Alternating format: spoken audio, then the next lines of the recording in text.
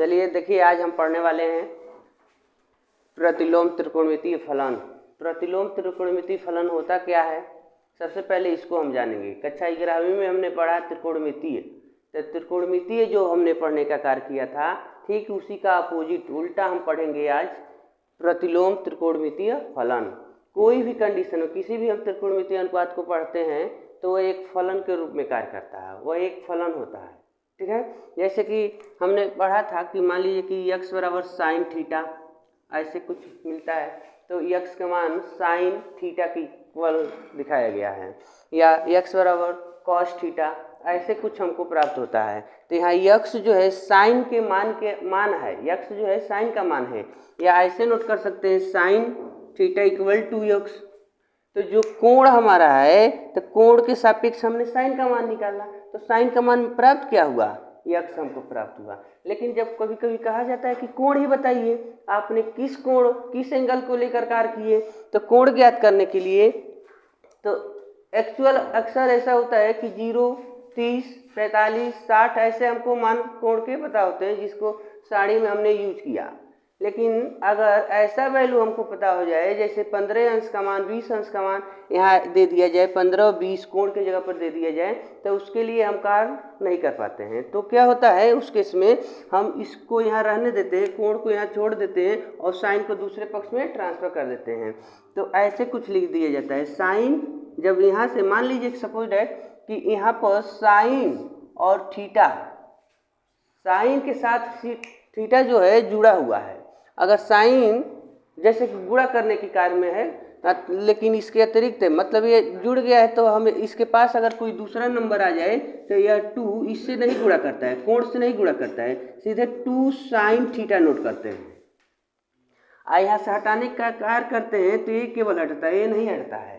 तो जब हम यहाँ पर ऐसे कुछ है, तो जब इसको हम उधर ट्रांसफर करते हैं तो यह इधर घात इसका क्या है, +1 के रूप में है, जो दिखता नहीं है। ठीक है, तो जब इसको उधर दूसरे साइड में ट्रांसफर करते हैं तो थीटा यहीं पर रह जाते हैं, इसको दूसरे पक्ष में ले जाते हैं तो -1 हो जाता है और यक्स यहाँ पर कोण बन जाता है। ठीक है, तो theta equal to sine inverse x हो जाता है, यानी कोण का जो वैल्यू है साइन इनवर्स x बन जाते हैं। तो यहाँ पर अपोजिट हो जाता है, उल्टा हो जाता है। तो यहाँ देखिए थीटा की वैल्यू साइन इनवर्स x के बराबर है, और जबकि साइन थीटा की वैल्यू x के बराबर था। ठीक है, तो अभी हमने पहले वाले चैप्टर में पढ़ने का कार्य किया था, तो वहाँ पर जो फलन हमको दिखाया जा रहा था डोमेन और कोडोमेन के बारे में, ठीक वही काम है। अगर पहले यानी 2 सेट हम ले रहे थे, तो यहाँ पर भी 2 सेट होगा, मान लीजिए एक सेट ये होगा, एक सेट ये होगा। ठीक है, तो इसी को यानी थीटा की वैल्यू साइन इनवर्स x प्राप्त हुआ। अगर हमको साइन इनवर्स x के रूप में जब वैल्यू प्राप्त होते हैं या कास इनवर्स x के रूप में प्राप्त होते हैं, तो उससे हम कहते हैं प्रतिलोम त्रिकोणमितीय फलन। मतलब जो त्रिकोणमितीय फलन है हमारा, उसका उल्टा प्राप्त हो जाता है। जैसे यहाँ पर नोट किया गया, अगर थीटा की वैल्यू साइन इनवर्स x हो या कास इनवर्स x हो, tan inverse x, sec inverse x या काट इनवर्स x या कोसेक इनवर्स x हो, तो इस प्रकार के सभी त्रिकोणमितीय फलन को प्रतिलोम त्रिकोणमितीय फलन कहते हैं। ठीक है, लेकिन इसके अतिरिक्त भी और क्या कंडीशन है, उसको हम साधारण रूप से समझने का कार्य करेंगे। कि जैसे कि मान लीजिए अभी हम आपको दिखाते हैं, इसके पहले हमने फलन को पढ़ा, फलन के जो कार्य थे यानी लिख रहे थे हम लोग f(x), तो f(x) की वैल्यू y होती है। ठीक है, यानी या तो ऐसे लिख सकते हैं y बराबर f(x).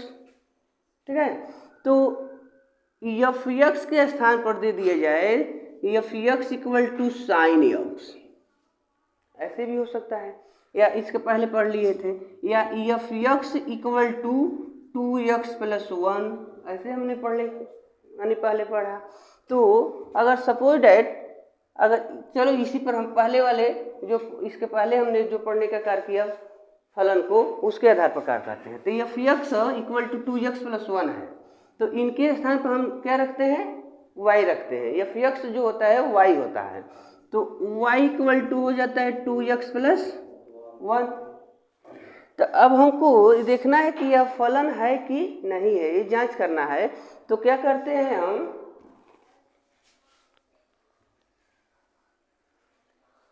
x की वैल्यू अगर हम कह देते हैं कि x element n natural number है, प्राकृतिक संख्याओं के लिए हम कार्य करते हैं, तो x की वैल्यू 1 2 3 4 ऐसे नंबर रखना शुरू कर देते हैं।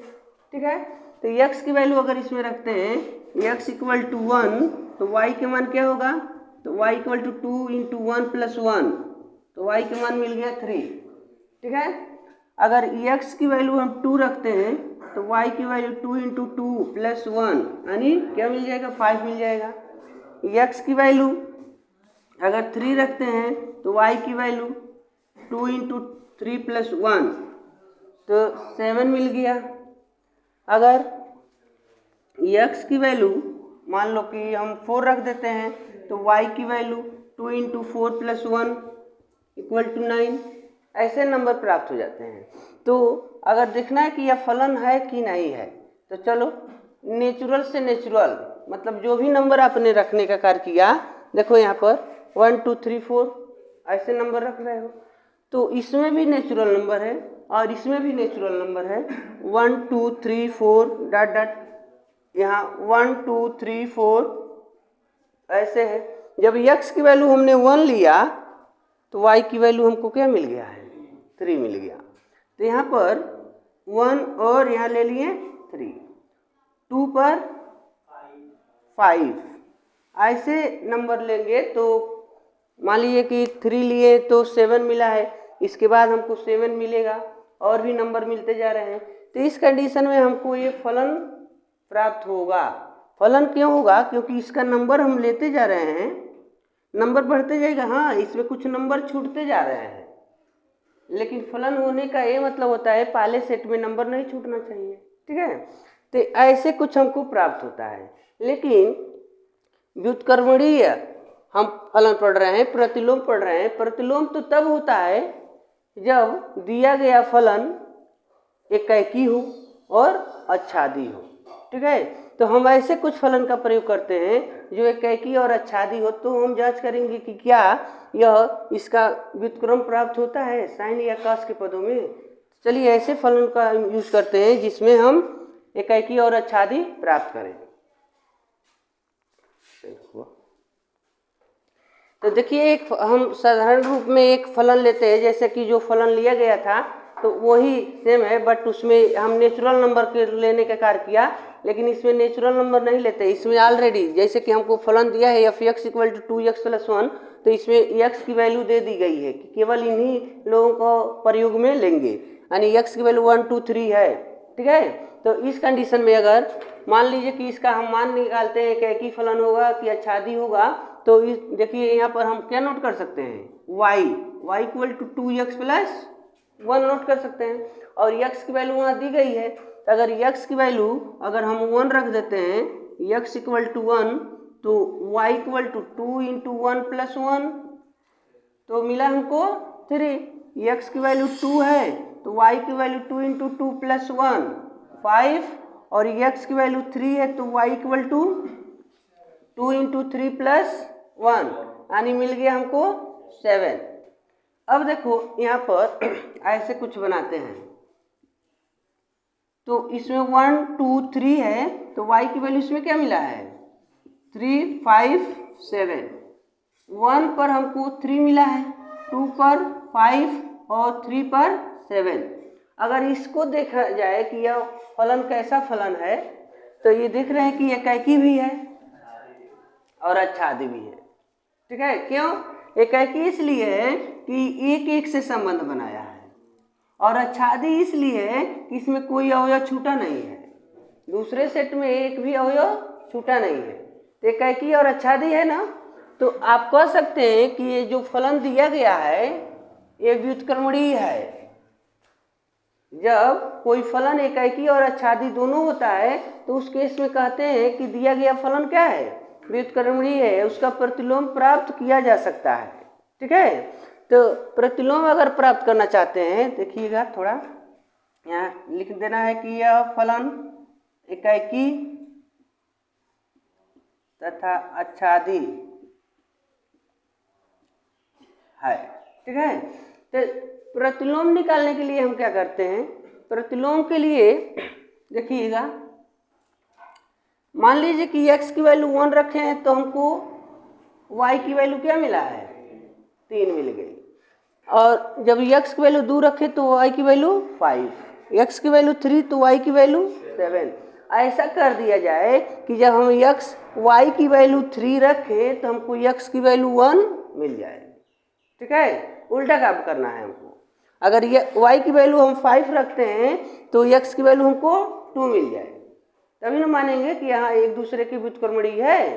तो इसके लिए आइए यहाँ पर, जैसे कि y equal to 2x plus 1 है तो y जब इसको इधर ट्रांसफर करेंगे तो -1 हो जाएगा, और इक्वल टू 2x, या 2x equal to y minus 1 होगा, और x equal to y minus 1/2, यानी हमको x की वैल्यू y माइनस 1/2 प्राप्त होता है। तो उसको उठाकर हम फलन में रख लेते हैं। जो हमको फलन दिया गया है यहाँ देखिए f x के पर y माइनस 1/2 रख लिया गया। तो यहाँ भी हम रखेंगे, तो जब यहाँ रखेंगे 2 ब्रैकेट में y माइनस 1/2 प्लस 1, तो y माइनस 1/2 इक्वल टू ये कट जाएगा तो y माइनस 1 प्लस 1 मिला। तो यहाँ पर y माइनस 1/2 y मिल रहा है। ठीक है, अब देखिए यहाँ पर ये दिखाया गया था कि अगर हम, यानी इससे तो ये साबित हो गया कि आच्छादी है। आच्छादी जांच करने के लिए ये दिखाया, इसके पहले भी हम लोग कार्य किए थे। लेकिन हमको ये देखना है कि जब हम y की वैल्यू a नंबर रखें तो हमको ये सब नंबर आ जाना चाहिए। ठीक है, तो यहाँ जैसे कि ये मान निकाला गया है और इसी में जब हम ये मान पुट करना शुरू कर दें y की वैल्यू तो हमको ये सब नंबर मिलना चाहिए। चलिए पुनः उसको हम दिखाते हैं। रुकिए, यहाँ से इसको हटा दीजिए। आच्छादी जांच करने के लिए उसका यूज करते हैं। यहाँ पर अगर x इक्वल टू इनका वैल्यू हम क्या रखना चाहते हैं तो रखिए 3 माइनस 1/2, माइनस करेंगे इसको तो 2/2 यानी 1 मिल जाएगा। अगर x की y की वैल्यू यह नंबर रखते हैं तो 5 माइनस 1/2 माइनस करेंगे तो 4/2 इक्वल टू 2 मिल जाएगा। अगर y की वैल्यू हम 7 रखते हैं तो 7 माइनस 1/2 तो 6/2 इक्वल टू 3। तो देखो जब हम y के स्थान पर ये नंबर रखते जा रहे हैं तो हमको x की वैल्यू ये प्राप्त होता जा रहा है। ठीक है, तो यहाँ पर जब इसको रखे तो ये मिला, x के मान जब ये रखना शुरू किए थे तो ये मिला, और y के मान जब ये रखना शुरू किए तो x के मान ये मिल गया। मतलब एक दूसरे के उल्टा मिल रहा है हमको, इसमें कोई आपको दिक्कत नहीं होनी चाहिए। ठीक है, तो ये एक दूसरे के क्या है, व्युत्क्रमणी है। अगर एकैकी और आच्छादी ये फलन नहीं होता तो ऐसा केस नहीं हमको मिलता है, x की वैल्यू या y की वैल्यू सेम अपोजिट नहीं प्राप्त होती। ठीक है, तो इसी के सापेक्ष में हम त्रिकोणमितीय अनुपातों को लेकर मान ज्ञात करेंगे। ठीक है, आइए त्रिकोणमितीय अनुपात पर देखते हैं। तो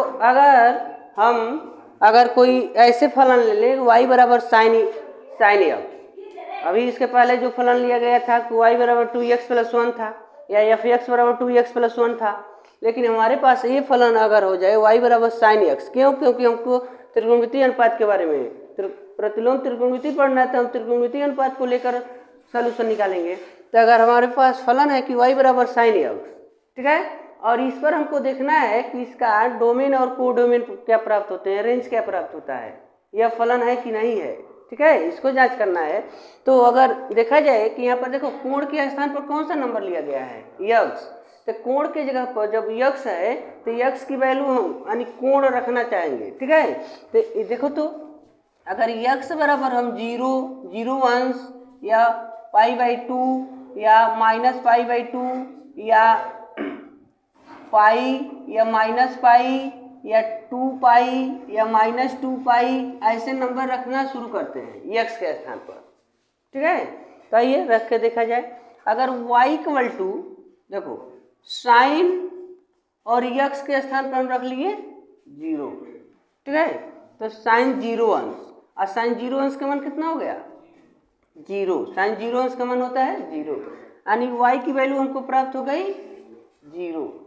ठीक है, अगर दूसरे कंडीशन में यहाँ देखते हैं x बराबर हम अगर π/2 रखते हैं, π/2, तो y की वैल्यू क्या मिलेगा, साइन π/2। तो साइन π/2 का मतलब साइन 90, तो साइन 90 का मान हो गया 1।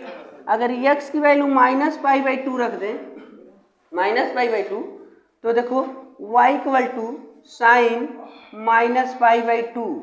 लेकिन आपको पता होना चाहिए कि sine minus theta equal to होता है माइनस साइन थीटा।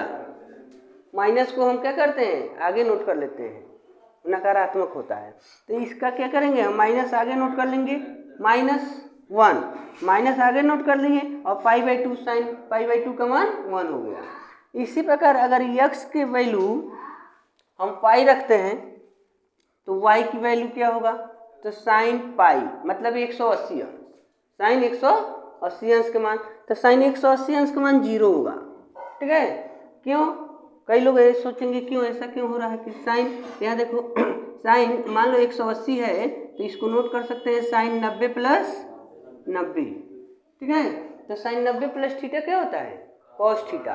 तो आगे दूसरे में जाएगा ही तो कास 90 हो गया, और कास 90 के मान 0 होते हैं, तो इसलिए साइन पाई का मान 0 हो गया। अगर हम x की वैल्यू -π रखते हैं तो y के मान ढूंढा जाए, तो देखो साइन -π, तो वही केस हो गया, इसके जैसा हो गया।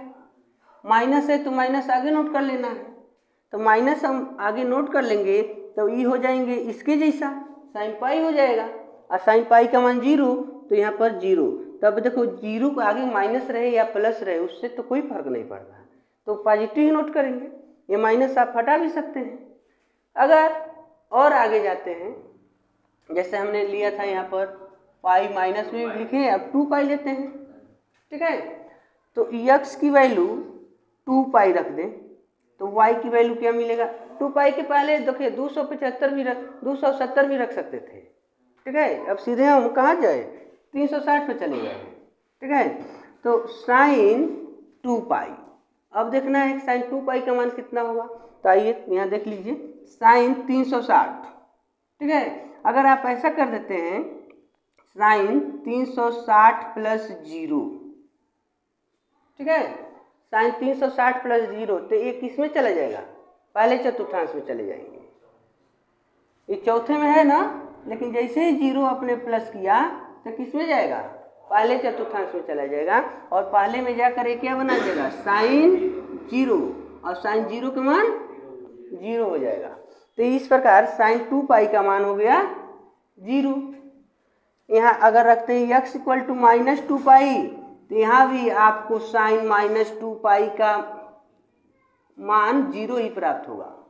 ठीक है, लेकिन अगर हम रख लिए होते 270, ठीक है, तो 270 जो है देखो, तो 270 का रेडियन अगर कितना हो जाएगा, π/180, हाँ इतना हो गया। और तो 3π/2, अगर इसके बीच में यहाँ पर हम नोट कर लिए होते 3π/2 और -3π/2, x की वैल्यू इसको भी रख के देखो, उस पर 1 देगा रिजल्ट, 1 - 1 आएंगे। यहाँ रख के देख लीजिए, अगर x की वैल्यू हम 3π/2 रख लेते हैं, इसी में रखना है, इसी में, ठीक है, तो y की वैल्यू क्या मिलता है हमको, साइन 3π/2, तो 3π/2 का मतलब 270 है, तो 270 अंश का मान निकालिए।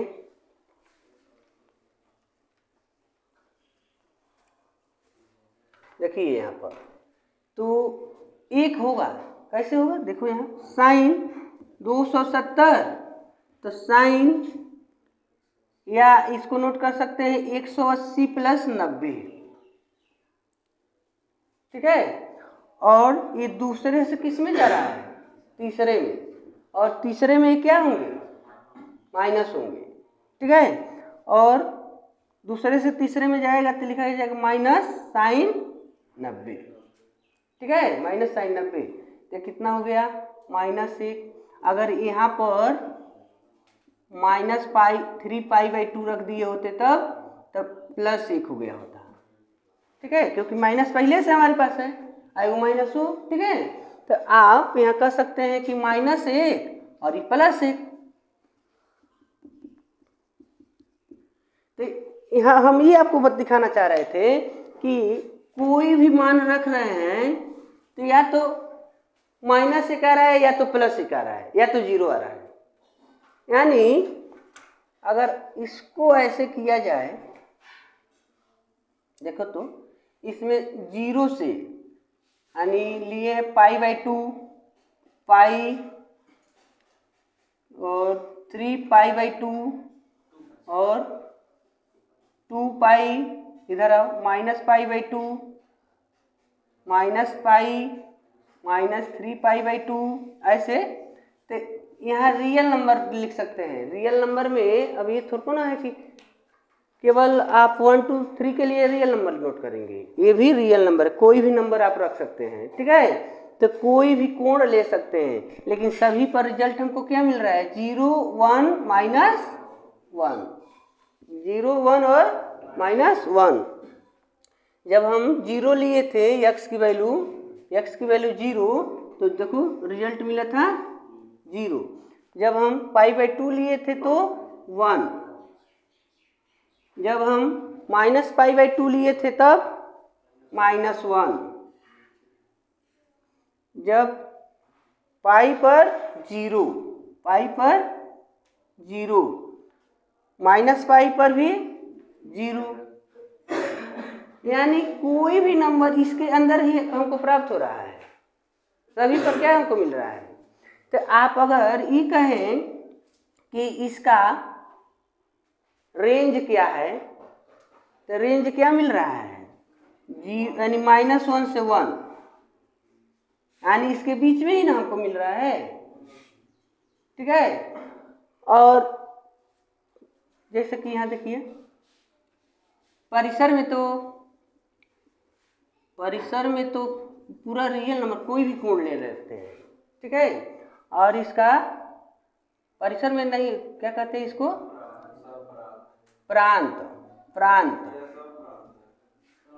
प्रांत में ये पूरा नंबर आ जाएंगे, ठीक है। और ये जो नंबर मिला है हमको, ये परिसर है 1 से या -1 से 1 कहेंगे, ठीक है, -1 से 1। तो -1 से 1 ऐसे भी लिख सकते हैं, या -π/2 से +π/2 तक, या sin -π/2 का नंबर है। और ये यहाँ पर ये ऐसे भी लिखा जाता है π/2 -π/2 और +π/2, आपको ऐसे मिलेगा, ठीक है। यानी इनके बीच में ही आप कोई भी कोण ले लें, सभी का वैल्यू हमको इसके बीच में ही प्राप्त होगा, -1 से +1 ही प्राप्त होंगे, ठीक है। जैसे कि इसका अगर ग्राफ बनाना चाहते हैं तो देखिए ग्राफ बना कर दिखाते हैं आपको। तो अगर हम y बराबर sin x का अगर हम ग्राफ बनाएं, जैसे कि अभी जो मान निकाला गया था, तो इसको हम इस पर दर्शाना चाहें तो कैसे होगा। जैसे कि हमको प्राप्त नंबर हुए थे कि अगर हम 0 ले रहे थे तो sin 0 पर 0 हमको मिला था, ठीक है। और जब हम 80 लिए, sin 180 का मान निकाले तभी हमको 0 मिला, यानी यहाँ से। लेकिन जब हम π/2 लिए थे तो ग्राफ कहाँ तक जा रहा था, +1। तो देखिए यानी ऐसे कुछ ग्राफ, मतलब इसकी ऊंचाई यहाँ पर यानी π/2 यानी π/2 पर 1 मिल रहा था, तो इसलिए यह कितना ऊंचाई तक गया है 1 तक। लेकिन जैसे ही हम 180 रख दिए sin 180, तो तुरंत हमको 0 मिल गया। तो ये ग्राफ 0 से उठा यहाँ तक गया और पुनः 180 रखने पर पुनः 0 हो गया, ठीक है। और जब हम क्या रखे थे 3π/2 2, 3π/2 यानी 270। जब हम साइन 270 के मान निकाले हैं तो -1 मिला है, -1। तो देखो ये नीचे की तरफ है ना, -1 हमको नीचे की तरफ ना मिलेगा। तो जब हम 270 पर देखेंगे तो यह नीचे आ गया, और जब 2π मतलब 360 रखे थे तो 0, तो पुनः यह कहाँ तक चला जाएगा, 2π के पास। यानी इस केस में हमको 3π/2 की वैल्यू यहाँ देखिए -1 के सामने, और यहाँ पर +1 के सामने तक जा रहा है। यानी इतना दूरी 180 है और इतना दूरी 180 है। अगर यह पूरा एक चक्कर, मान लो इतना दूरी अर्धगोला, अर्ध अगर बनाता है अर्धगोला, तो 180 का एक तरफ इधर 180 का कोण बना, लेकिन यह पूरा चक्कर लगा दें तो 360 का कोण बन जाएगा।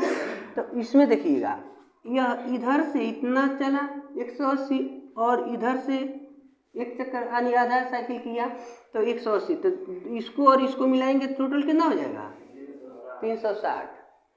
जैसे कि जब बल्ब बांटते हैं हम लोग, वायरिंग करते हैं, तो उसमें 2 फेस लगाया जाता है, प्लस और माइनस। ऐसा क्यों? अब देखो इस समय पॉजिटिव दिशा में ये गति कर रहा है, ठीक है, लेकिन जैसे ही यह नीचे तरफ बढ़ता है तो दूसरा जो वायर होता है, तो दूसरे वायर में जो निगेटिव में धारा बहती है वो तुरंत पॉजिटिव में चला जाता है, और जो पॉजिटिव रहता है वो निगेटिव की तरफ चला जाता है।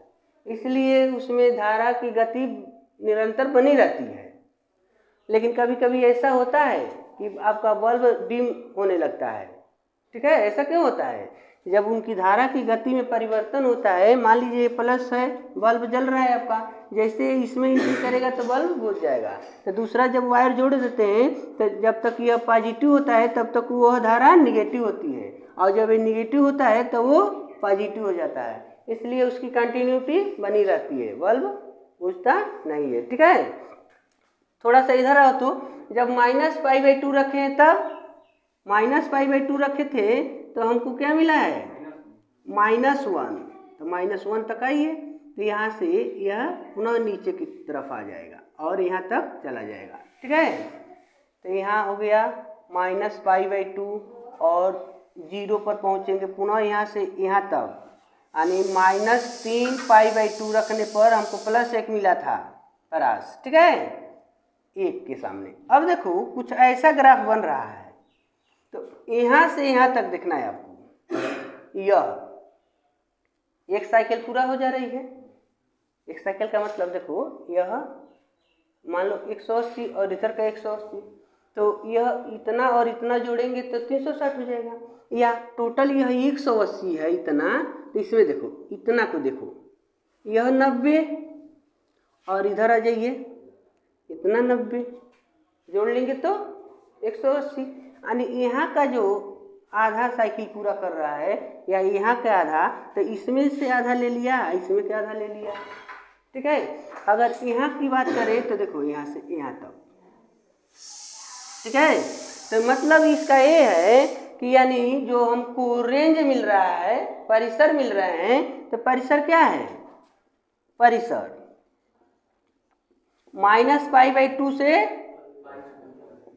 π/2, ठीक है। मतलब यहाँ से यहाँ तक हमको, यहाँ पर नंबर को दिखाएं तो नंबर है, नंबर -1 से 1, और यहाँ से ये अंक को प्राप्त करते हैं तो -π/2 से +π/2।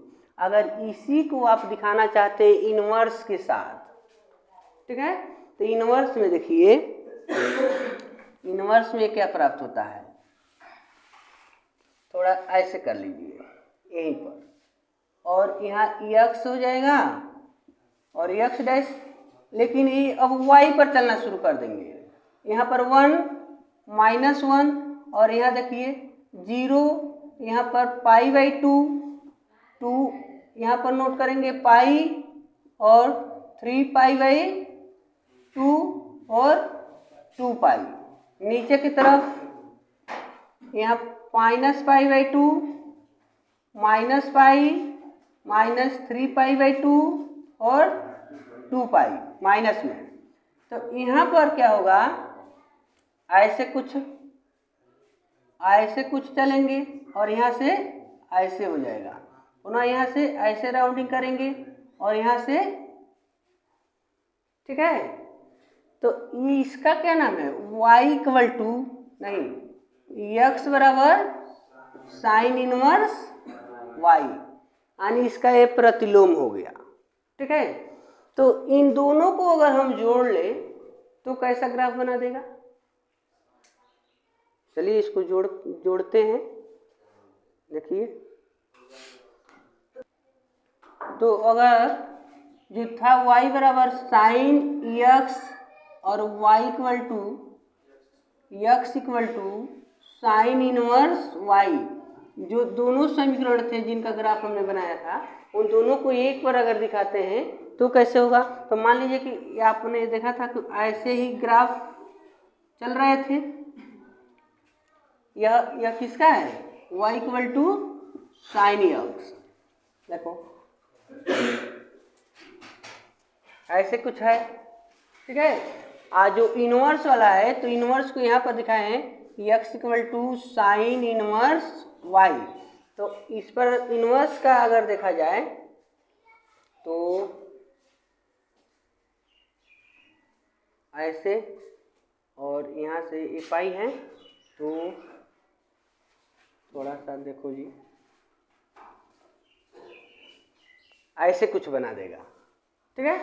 तो जो यहाँ पर जो हमने इसका ये निकाल रहे थे, जो अर्थ साइकिल जो कर रहा था इतना, तो दोनों में तो है, यहाँ से सीधी लाइन ऐसे बढ़ जा रही है, इस दोनों का नाम क्या है, नहीं दोनों एक दूसरे से सट के जा रहा है। तो देखो, तो यहाँ समीकरण 1 गुणे 2 कर दें, 1 गुणे 2 से, तो क्या हमको मिल जाएगा,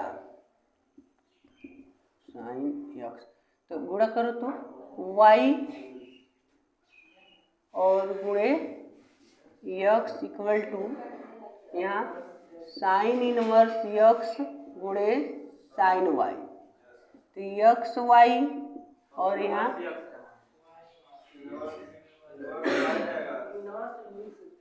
इनवर्स, इनके पास नहीं है, इनके पास है, तो ये दोनों ये निगलेक्ट हो जाएंगे, तो एक्स वाई ऐसे मिल जा रहा है। या करके आप लिख सकते हैं कि एक्स इक्वल टू वाई, दोनों कट जाएगा यहाँ पर, ठीक है। लेकिन यहाँ पर कटना नहीं है, अगर ऐसा कर दिया जाए, अगर देखो तो एक पल के लिए पीछे हो जाते हैं,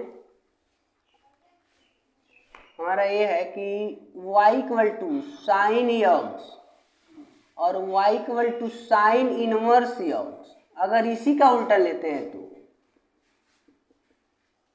तो अगर इसमें गुणा करें तो y गुणे y equal to sine inverse x गुणे साइन x, तो साइन साइन कटेगा तो y square equal to x square, और इसको जब लेते हैं तो x बराबर y, इस लाइन का क्या नाम हो जाएगा, यानी दोनों एक दूसरे की विपरीत दिशाओं में चल रही हैं, यानी इक्वल हैं, यानी इसका मान लेते हैं तो हमको इसका वैल्यू प्राप्त होगा, अगर इसमें से लेते हैं तो इसका वैल्यू, यानी एक दूसरे के उल्टा है, अपोजिट चलेंगी।